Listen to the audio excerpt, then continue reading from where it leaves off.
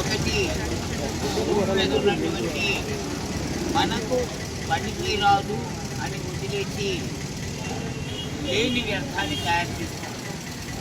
మనం నిత్యం వాడేటువంటి అన్ని పదార్థాలు మళ్ళీ తిరిగి ఇంకొక రకమైన వాడుకకు సౌలభ్యంగా తయారవడం సృష్టి విధానం. ఆకు పైనుంచి కిందకి రాలుతుంది, పిండి ఎరువు అవుతుంది. మరి అలాగే మనం వాడుతున్న ప్రతి వస్తువుని తిరిగి వాడుకోవడం జరిగితే చెత్త అనేటువంటి పదానికి దూరంగా ఉంటాం. దీనికి తోడు వృక్షజాతిని పెంచితే వాయు కాలుష్యం కూడా నివారించాలి. ఈ రెండింటి ప్రధాన ఉద్దేశంగా మనకి మే 22 నుంచి ఈ నెల 20 వరకు జరిగే క్లీన్ స్వీప్ ప్రోగ్రాంలో మన ముందుకు వచ్చినటువంటి మున్సిపల్ యంత్రాంగం ఇగో ఎలా ఈ చెత్తని విభజించి ఇవ్వాలి అనేటువంటిది చెప్తారు.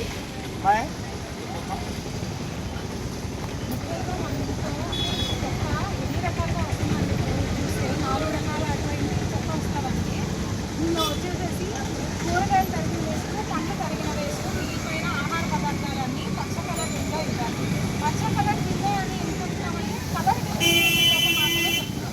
మన ఇంట్లో ఏ కిందైనా పెట్టుకోవచ్చు, అది మనకు తెలియడం కోసం అని చెప్పేసి కలర్ బ్లూ వచ్చేసేసి బ్లూలో పొడి చెత్త వేయాలండి. పొడి చెత్తలో వచ్చేసి కాగితాలు, కవర్లు, రెడ్ కలర్ కింద వచ్చేసేసి ఉన్న వాళ్ళతో డైవర్స్ ఆడుతున్న వాళ్ళు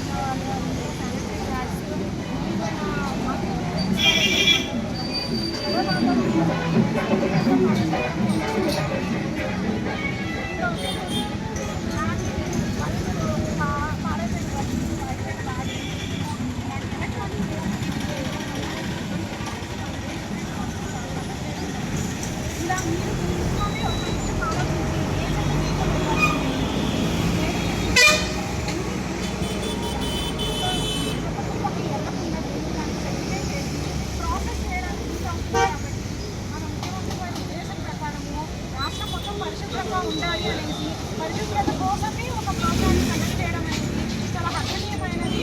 మనం కూడా మనం పాలు పంచుకొని మన బాధ్యత నిర్వర్తిస్తే కనుక మనం అనుకున్న పరిశుభ్ర ఆంధ్రప్రదేశ్కి సాధించగలుగుతాం అవుతాం. ప్రతి ఇంటికి వచ్చి మన ఇంట్లో చెత్త ఎన్ని రకాలుగా గుర్తించాలి అనేదాన్ని కూలంకరంగా చెప్పడానికి మా సిబ్బంది మొత్తము వచ్చి చెప్తున్నారని మీరు కూడా మనం సహకరించవలసిందిగా కోరుకుంటున్నాం. ప్రభుత్వాన్ని అనుకున్నటువంటి మన గౌరవ ముఖ్యమంత్రి చంద్రబాబు నాయుడు గారు ఈ క్లీన్ స్వీప్ అనేటువంటి ప్రోగ్రామ్ని మే 22 నుంచి జూన్ 20 వరకు పెట్టడం అనేది హర్షణీయం. ఇక్కడ ఏ కోణం నుంచి చూసినా చెత్త అనేది మనం తయారు చేసుకుంటున్నటువంటి వస్తువు. మనం ఏ వస్తువుని వ్యర్థం అనుకోకుండా వాడుకోవడానికి అలవాటు కనుక చేసుకుంటే అన్ని వస్తువులు మనకు అనువైనటువంటి చెందుతాయి. కాబట్టి చెత్త అనేటువంటిది ఈ చెత్త అనేటువంటిది వేరు వేరు విభాగాలకి అందించగలిగితే మనకి మన చేతిలో ఉన్నది ఒకటి కూరగాయలు ఇవన్నీ తరిగేటువంటి తడి చెత్త ఏదైతే ఉందో పళ్ళు కూరగాయలు మిగిలిపోయినటువంటి అన్నహారాల వ్యర్థాలు అవన్నీ ఆ గ్రీన్ బిన్లో కనుక వేస్తే వాటిని తిరిగి ఎరువుగా మారుస్తారు. అలాగే మనం వాడి చింపేసినటువంటి పుస్తకాల పేపర్లు అట్టలు అలాగే డిస్పోజల్ అయినటువంటి ప్లాస్టిక్ ఇత్యాదులన్నింటినీ ఆ బ్లూ దానిలో వేస్తే అవి రీసైక్లింగ్ ఏర్పాటుకు పెడతాయి. మళ్ళీ కొత్త పేపరు కొత్త బాటిల్స్ కొత్త గ్లాసులు తయారవుతాయి. ఇంకా ప్రధాన ఉద్దేశం ఇంతవరకు బాగానే ఉంది. ఈ రెండు పరిచయం మొదటి నుంచి ఉంది, తడి చెత్త పొడి చెత్త. ఇది కాదు మనం వాడుతున్నటువంటి డైపర్స్ గ్లౌజెస్ ఏవైతే బ్యాక్టీరియాకి జన్మస్థానాలు వాటిలన్నింటినీ కనుక నిండుదానిలో వేసి జర్మ్ క్లీనింగ్ ట్రీట్మెంట్ ఇవ్వడంతో పాటు వాటి నుంచి విద్యుత్తును కూడా ఉత్పత్తి చేస్తారు. కానీ మనకి ఫ్యాక్టరీ తయారయ్యే అక్కడికి వీడు పంపించేస్తారు. ఇక ఆ నల్ల బిందు కనుక చూసినట్లయితే మనం నిత్యం వాడేటువంటి ఎలక్ట్రానిక్ ఉపకరణాలు, ఎలక్ట్రికల్ ఉపకరణాలు, బల్బులు ఇలాంటివన్నీ అందులో కనుక వేస్తే వాటర్ నుంచి రేడియేషన్ రాకుండా, అలాగే కాలం చెల్లినటువంటి మందు, వీటిలన్నింటి నుంచి రేడియేషన్ వస్తుంది కాబట్టి యాంటీ రేడియేషన్ ట్రీట్మెంట్ ఇచ్చి వాటిని మళ్ళీ ఎలా ఉపయోగించడానికి పనికొస్తుందో అలా తయారు చేస్తారు. కాబట్టి మనం శ్రద్ధగా మన ఇళ్లలో అలాగే అపార్ట్మెంట్లోకి వచ్చేటప్పుడు ప్రత్యేకించి 4 బిన్స్ పెట్టి మన వాళ్ళకి చెప్తే 4 బిన్స్లు విడివిడిగా వేస్తారు. తీసుకెళ్ళినప్పుడు ఒక కుప్ప వేయడం కాకుండా విడివిడిగా వెళ్తుంది కాబట్టి డబ్బాలలో కూడా అక్కడ కూడా క్యాన్సిలేట్ చేసుకోవడానికి తేలిగ్గా ఉంటుంది. విడిగా ఈ 4 ఎకరాల 10 సెంట్ల భూమిని మనకి డంపింగ్ యార్డ్, దాన్ని కూడా చిన్నది చేసి 60 సెంట్లలో క్లీనింగ్ చేసేసి ఏ రోజుది ఆ రోజు పంపించే ఏర్పాట్లు జరుగుతున్నాయి. అలాగే మిగతాది మొత్తము కూడా ఉద్యానవనంగా మార్చడానికి, మంచి పార్క్గా తయారు చేయడానికి మన ముందుకి మరి మున్సిపల్ యంత్రాంగం చాలా సంసిద్ధంగా నిరంతరం కృషి చేస్తుంది. వీళ్ళు హర్షణీయమైనటువంటి అభినందనీయులు. మరి మీరందరూ కూడాను అపార్ట్మెంట్లో ఉన్న ప్రతి వారిని మోటివేట్ చేసి రేపటి నుంచి ఈ 4 బిల్లుల కార్యక్రమాన్ని యథావిధంగా నిర్వర్తిస్తారని ఆశిస్తూ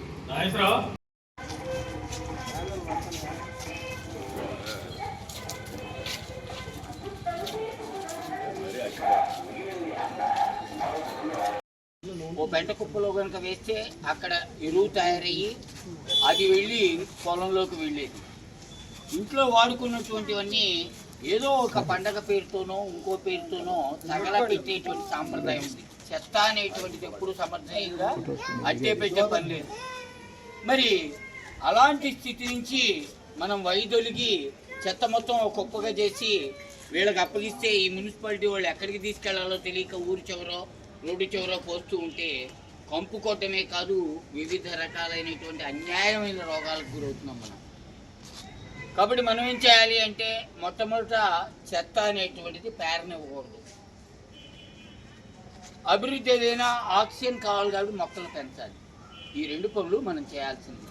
ఇంకా వాళ్ళకి ఇచ్చేటువంటి చెత్త వాళ్ళు విడగొట్టుకోవడం కుదరదు కాబట్టి ఇదిగో ఈ ఎదుర్కొన్నా ఉన్నటువంటి ఈ పచ్చ బిన్నులో మన కూరగాయలు తరిగినటువంటి తొక్కులు, పళ్ళు, తడి ఉన్నటువంటి చెత్త ఏదైతే ఉంటుందో అది మొత్తం ఇందులో పెడితే వాళ్ళు ఎరువుగా మార్చే కర్మాగారాన్ని పంపిస్తారు.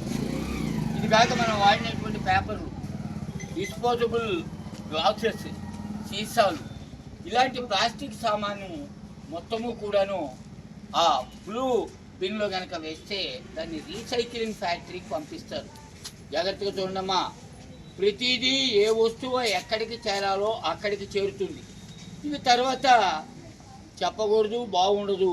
మనం డ్రైపర్లు వాడుతున్నాం, నాప్కిన్స్, శానిటరీ నాప్కిన్స్ వాడుతున్నాం, అనేక రకాలైనటువంటి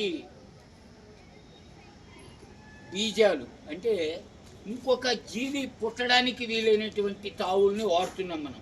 దానిలో నుంచి అనేక క్రిములు పుడతాయి. వాటిలన్నింటినీ సపరేట్గా కనుక వేస్తే ఆ క్రిములు యావత్తుని చంపి వీటి నుంచి మళ్ళీ కరెంటు తీసేటువంటి విద్యుత్ ఉత్పాదక కేంద్రానికి పంపిస్తారు. ఇదిగాక మనం వాడి పడేసినటువంటి బల్బులు, బ్యాటరీలు, ఎక్స్పైర్ అయిపోయినటువంటి మందులు, ఇవన్నీ రేడియేషన్కి కారణమవుతాయి. వాటిలన్నింటినీ ఆ నల్ల బిన్లో కనుక వేస్తే వాళ్ళు వాటిని ఏ రకాల ట్రీట్మెంట్ ద్వారా మళ్ళా రేడియేషన్ వ్యాప్తి చెందకుండా చేయొచ్చో దానికి చేస్తారు. కాబట్టి మీరు చేయగలిగినటువంటి సులువైనటువంటి పని అని నేను అన్నా, జాగ్రత్త తీసుకొని ఈ 4 బిన్నుల్లో కనుక చేసి వాళ్ళకి ఇస్తే వాళ్ళు తీసుకెళ్ళి సమర్థనీయంగా చేస్తారు. కమిషనర్ గారు ఇక్కడే ఉన్నారు. ఇంకొక మాట, ఈ తీసుకెళ్లేటువంటి బిన్స్ మొత్తం మళ్ళా కలిపి వేయకుండా మీరు సపరేట్ ట్రీట్మెంట్. ఓకే, బాగుంది. మొక్కలు మాత్రం బాగా పెంచండి. ఓ పెంట కుప్పలో కనుక వేస్తే అక్కడ ఎరువు తయారయ్యి అది వెళ్ళి పొలంలోకి వెళ్ళేది. ఇంట్లో వాడుకున్నటువంటివన్నీ ఏదో ఒక పండగ పేరుతోనో ఇంకో పేరుతోనో తగలపెట్టేటువంటి సాంప్రదాయం ఉంది. చెత్త అనేటువంటిది ఎప్పుడు సమర్థంగా అట్టే పెట్టే పని లేదు. మరి అలాంటి స్థితి నుంచి మనం వైదొలిగి చెత్త మొత్తం ఒక కుప్పగా చేసి వీళ్ళకి అప్పగిస్తే ఈ మున్సిపాలిటీ వాళ్ళు ఎక్కడికి తీసుకెళ్లాలో తెలియక ఊరి చివరో రోడ్డు చివరో పోస్తూ ఉంటే కంపు కొట్టమే కాదు వివిధ రకాలైనటువంటి అన్యాయమైన రోగాలకు గురవుతున్నాం మనం. కాబట్టి మనం ఏం చేయాలి అంటే మొట్టమొదట చెత్త అనేటువంటిది పేరనివ్వకూడదు. అభివృద్ధి ఏదైనా ఆక్సిజన్ కావాలి కాబట్టి మొక్కలు పెంచాలి. ఈ 2 పనులు మనం చేయాల్సింది. ఇంకా వాళ్ళకి ఇచ్చేటువంటి చెత్త వాళ్ళు విడగొట్టుకోవడం కుదరదు కాబట్టి ఇదిగో ఈ ఎదుర్కొన్నా ఉన్నటువంటి ఈ పచ్చ బిన్నులో మన కూరగాయలు తరిగినటువంటి తొక్కులు, పళ్ళు, తడి ఉన్నటువంటి చెత్త ఏదైతే ఉంటుందో అది మొత్తం ఇందులో పెడితే వాళ్ళు ఎరువుగా మార్చే కర్మాగారానికి పంపిస్తారు. ఇది కాక మనం వాడినటువంటి పేపర్లు, డిస్పోజబుల్ గ్లాసెస్, సీసాలు, ఇలాంటి ప్లాస్టిక్ సామాను మొత్తము కూడాను ఆ బ్లూ బిన్లో కనుక వేస్తే దాన్ని రీసైక్లింగ్ ఫ్యాక్టరీకి పంపిస్తారు. జాగ్రత్తగా చూడమ్మా, ప్రతిదీ ఏ వస్తువు ఎక్కడికి చేరాలో అక్కడికి చేరుతుంది. ఇది తర్వాత చెప్పకూడదు, బాగుండదు.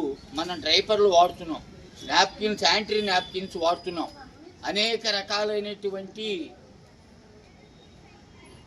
బీజాలు అంటే ఇంకొక జీవి పుట్టడానికి వీలైనటువంటి తావుల్ని వాడుతున్నాం మనం. దానిలో నుంచి అనేక క్రిములు పుడతాయి. వాటిలన్నింటినీ సపరేట్గా కనుక వేస్తే ఆ క్రిములు యావత్తుని చంపి వీటి నుంచి మళ్ళీ కరెంటు తీసేటువంటి విద్యుత్ ఉత్పాదక కేంద్రానికి పంపిస్తారు. ఇదిగాక మనం వాడి పడేసినటువంటి బల్బులు, బ్యాటరీలు, ఎక్స్పైర్ అయిపోయినటువంటి మందులు, ఇవన్నీ రేడియేషన్కి కారణం అవుతాయి. వాటిలన్నింటినీ ఆ నల్ల బిన్లో కనుక వేస్తే వాళ్ళు వాటిని ఏ రకాల ట్రీట్మెంట్ ద్వారా మళ్ళా రేడియేషన్ వ్యాప్తి చెందకుండా చేయొచ్చో దానికి చేస్తారు. కాబట్టి మీరు చేయగలిగినటువంటి సులువైనటువంటి పని అని నేను అన్నాం. జాగ్రత్త తీసుకొని ఈ 4 బిన్నుల్లో కనుక చేసి వాళ్ళకి ఇస్తే వాళ్ళు తీసుకెళ్ళి సమర్థనీయంగా చేస్తారు. కమిషనర్ గారు ఇక్కడే ఉన్నారు. ఇంకొక మాట, ఈ తీసుకెళ్ళేటువంటి బిన్స్ మొత్తం మళ్ళా కలిపి వేయకుండా మీరు సపరేట్ ట్రీట్మెంట్ తీసుకోవాలి. ఓకే, బాగుంది. మొక్కలు మాత్రం బాగా పెంచండి.